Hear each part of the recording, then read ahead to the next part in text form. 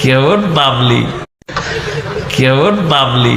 সেদিন এক জায়গায় বয়ানে বইয়া তাকওয়ার বয়ান করতেছে। তাকওয়া কি? যে গুনাহ থেকে পবিত্র থাকা, যে গুনাহ করে না তার নাম মুত্তাকি।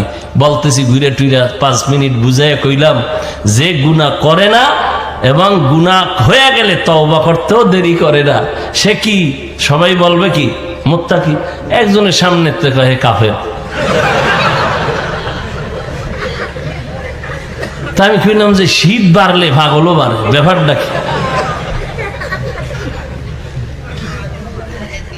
বয়ান ফিরে ভাত খাইতে বইছি, রাত্রে খানা খাইতে বইছি, আমার সাথে আরো মাদ্রাসার বড় হুজুর ওই ওদিকে, কোন দিক তাও বলা যাবে না।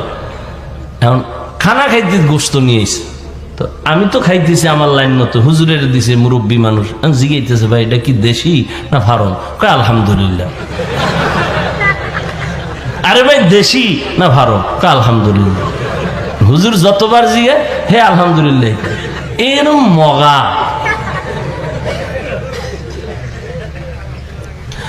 হায় হায় হায় হায়, কেমন বাবলি।